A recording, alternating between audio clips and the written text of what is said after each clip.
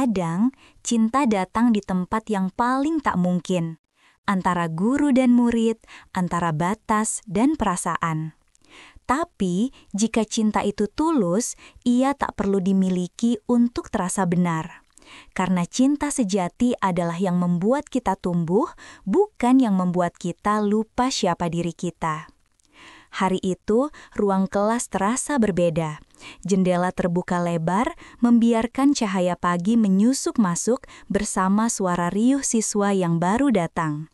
Tapi, begitu seorang perempuan berwajah lembut melangkah masuk ke depan kelas, suasana tiba-tiba hening. Ia memperkenalkan diri dengan suara yang menenangkan. Nama Ibu Anjani. Mulai hari ini, Ibu akan mengajar bahasa Indonesia di kelas kalian. Sejak kalimat pertama itu, entah kenapa, dunia di sekelilingku seolah berhenti berputar.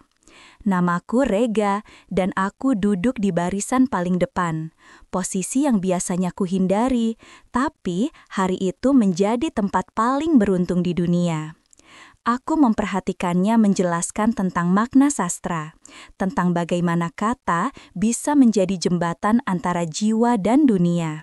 Cara ia berbicara lembut, caranya tersenyum setiap kali murid menjawab dengan benar, bahkan cara ia menulis di papan tulis, semuanya menimbulkan getar aneh di dada. Awalnya, kupikir itu sekadar rasa kagum, tapi semakin lama aku mendengarkannya, semakin aku sadar ada sesuatu yang tumbuh tanpa izin. Setiap kali matanya menatapku saat bertanya, jantungku berdetak cepat. Setiap kali ia memuji tulisanku, aku merasa menjadi seseorang yang berarti.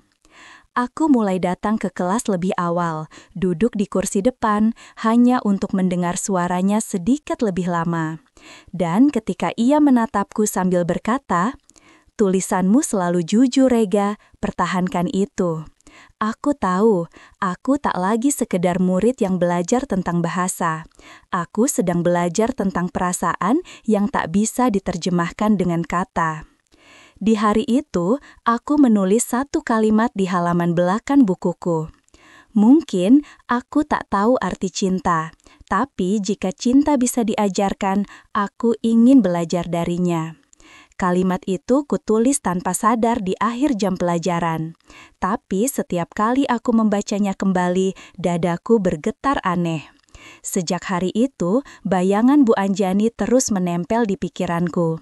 Bahkan di saat aku belajar, makan, hingga menjelang tidur.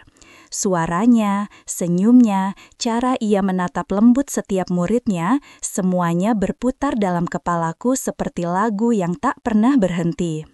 Hari-hari berikutnya berjalan cepat, tapi setiap menit terasa panjang ketika aku menunggu jam pelajarannya dimulai. Aku duduk di barisan depan, menatap setiap gerakannya. Dan setiap kali ia membaca puisi di depan kelas, dunia seperti menjadi miliknya. Kata-katanya mengalir lembut, membuat seluruh ruangan terdiam. Sampai suatu siang, hujan turun deras. Petir sesekali menyambar di luar jendela. Beberapa murid sudah pulang lebih awal, tapi aku tetap tinggal di kelas dengan alasan sederhana, menunggu hujan reda. Bu Anjani masih duduk di mejanya, menata tumpukan kertas ujian yang baru saja dikoreksinya. Aku mendekat, memberanikan diri. "Bu, saya boleh bantu beresin?" Ia menatapku sebentar, lalu tersenyum lembut. "Tidak usah, Rega, kamu pulang saja, nanti kehujanan." Aku menunduk, pura-pura sibuk memasukkan buku ke tas. "Saya nunggu reda aja, Bu." Hening. Suara hujan di atap menjadi musik pengisi antara dua manusia yang saling diam tapi penuh rasa. Aku mencuri pandang, wajahnya tampak sendu diterangi cahaya putih dari jendela. Saat itulah, entah kenapa aku berkata pelan, hampir tak terdengar. "Saya suka puisi, Bu, tapi setiap kali nulis, rasanya seperti nulis tentang seseorang." Ia mengangkat wajahnya. "Seseorang?" tanyanya lembut. Aku mengangguk, menatap meja, tak berani menatap matanya. Seseorang yang tidak seharusnya saya pikirkan terlalu dalam. Bu Anjani terdiam lama, hujan semakin deras di luar. Ia bangkit dari kursinya, berjalan mendekat ke arah jendela, lalu berkata pelan, seolah bicara pada dirinya sendiri. Kadang, orang yang tidak seharusnya kita pikirkan justru yang paling sulit kita lupakan. Aku menatapnya, tapi ia tak berbalik. Dalam diam, aku tahu kata-kata itu bukan hanya untukku. Mungkin ia juga sedang menyimpan sesuatu yang tak bisa ia ucapkan. Beberapa hari kemudian, aku memberanikan diri menulis puisi dan menyelipkannya di meja guru sebelum ia datang. Puisi itu sederhana. Aku menatap hujan, berharap reda. Tapi kalau hujan berhenti, aku tak punya alasan lagi untuk menunggunya. Saat pelajaran dimulai, aku pura-pura membaca buku. Tapi ketika Bu Anjani menemukan kertas itu, aku melihat senyum kecil di sudut bibirnya. Senyum yang hanya bertahan beberapa detik sebelum ia melanjutkan pelajaran seperti biasa. Namun aku tahu, ia membacanya. Dan sejak hari itu, setiap kali hujan turun, tatapan matanya kepadaku berubah. Ada sesuatu di sana. Lembut, tapi juga takut. Hari demi hari, hubungan kami semakin aneh. Tidak ada yang bicara lebih dari seharusnya. Tapi setiap tatapan, setiap senyum, membawa makna yang terlalu dalam untuk disebut sekadar guru dan murid. Sampai suatu sore, setelah kelas berakhir, ia memanggilku. "Rega," suaranya lirih. Aku menoleh, degup jantungku seketika berpacu. Ia berdiri di dekat papan tulis, menatapku serius. "Puisi yang kamu tulis itu indah, tapi hati-hati dengan kata-kata ya. Kadang, kata bisa membuat seseorang lupa batas." Aku menelan ludah, mencoba mencari kata. "Saya nggak bermaksud melanggar batas, Bu. Saya cuma menulis apa yang saya rasakan." Ia tersenyum kecil. "Itu tandanya kamu punya hati yang peka, tapi dunia tidak selalu mengerti perasaan yang jujur." Aku terdiam. Hujan kembali turun di luar sana. Ia menatap ke jendela, lalu berkata pelan, hampir seperti bisikan. "Kalau kamu suka menulis, teruslah menulis. Tapi jangan biarkan perasaanmu menulis sesuatu yang bisa menyakitimu nanti." Aku hanya mengangguk, tapi dalam hatiku, aku tahu kalimat itu bukan sekadar nasihat, melainkan bentuk perlindungan dari seseorang yang sebenarnya juga sedang berperang dengan perasaannya sendiri. Hujan bukan hanya air dari langit. Kadang, ia adalah rahasia dua hati yang tidak bisa bersatu, tapi diam-diam saling menunggu. Kalimat itu kutulis malam itu, dengan tangan gemetar dan hati yang sesak. Sejak hari hujan itu, semuanya berubah. Bu Anjani tetap sama, lembut, sopan, dan menjaga jarak seperti guru pada umumnya. Tapi ada sesuatu di balik matanya yang membuatku yakin, ia mengerti perasaanku. Namun, memahami bukan berarti membalas, dan disitulah rasa sakit itu tumbuh. Setiap hari aku datang lebih awal ke kelas, berharap bisa berbincang sebentar dengannya sebelum murid lain datang. Tapi semakin aku mendekat, semakin ia menjaga jarak. Aku tahu kenapa, aku tahu batas itu harus ada. Tapi semakin kutahan, semakin besar rindu yang ingin meledak. Sampai suatu malam, aku menulis surat untuknya, panjang, jujur, dan tanpa sensor. "Bu, saya tahu perasaan ini salah, tapi hati saya tidak mau diajak kompromi. Saya hanya ingin Ibu tahu bahwa kehadiran Ibu telah mengubah saya. Ibu membuat saya mencintai pelajaran, hidup, dan bahkan hujan." Aku menulisnya sampai larut, lalu menatap surat itu lama. Ingin kukirim, tapi ada rasa takut yang menahan. Dunia mungkin tak akan mengerti. Ia mungkin juga tidak boleh tahu. Jadi, surat itu kusimpan di antara halaman buku puisiku, rahasia kecil yang hanya aku dan hujan yang tahu. Keesokan harinya, saat aku tertinggal di kelas setelah jam pelajaran, aku baru sadar buku itu tertinggal di meja guru. Dan ketika aku kembali untuk mengambilnya, Bu Anjani sudah memegangnya. Matanya menatap lembut, tapi ada sesuatu di sana, campuran iba dan haru. Ia menutup buku itu perlahan, lalu berkata, "Rega, kalaupun kamu mencintai seseorang yang tidak bisa kamu miliki, jangan sesali perasaan itu. Kadang, cinta paling murni adalah cinta yang tetap diam." Aku hanya bisa menunduk, menahan air mata. Dan sejak hari itu, kamu tak pernah lagi bicara soal puisi atau hujan. Tapi diam-diam, setiap kali hujan turun, aku tahu ia juga sedang menatap langit sama sepertiku. Waktu berjalan cepat.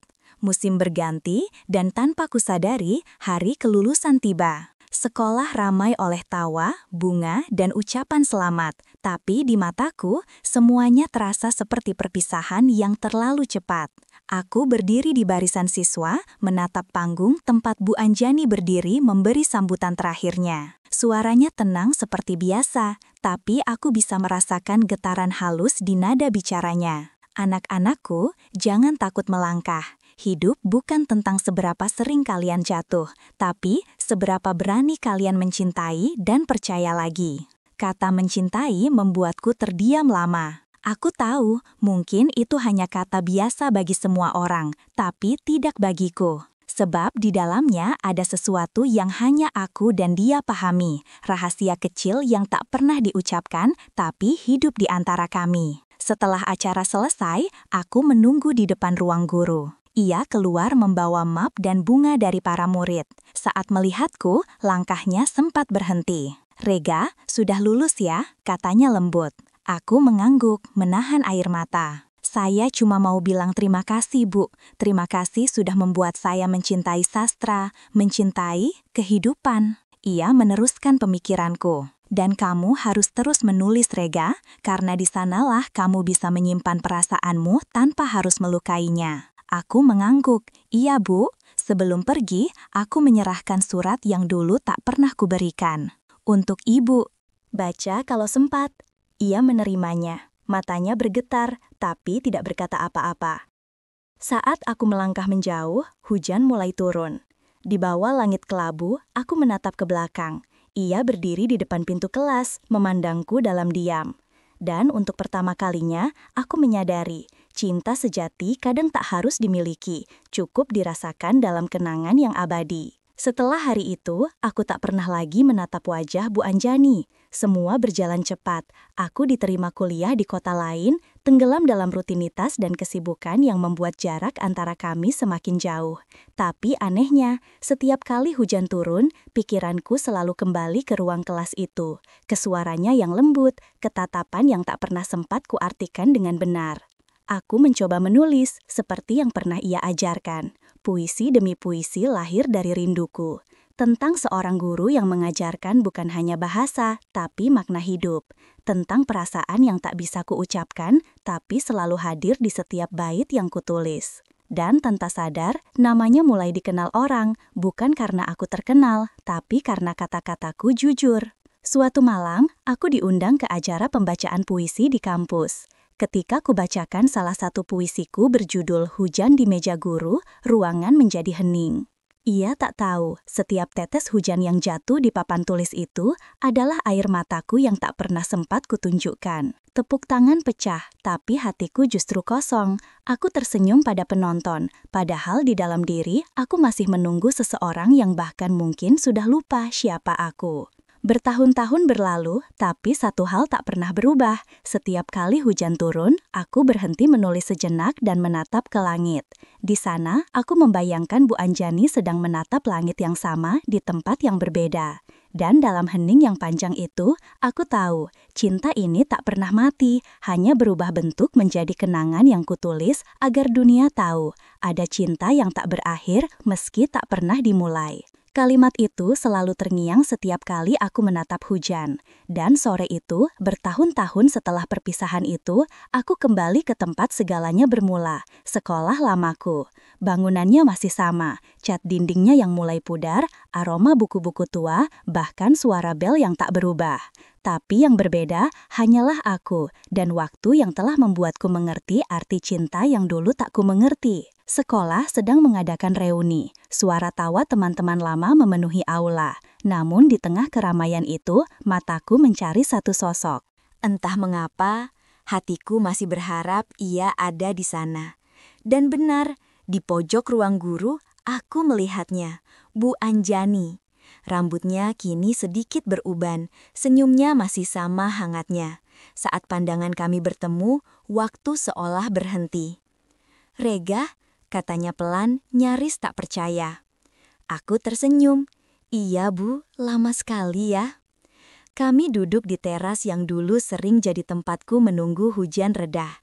Ia menatapku dengan mata yang lembut namun penuh kenangan.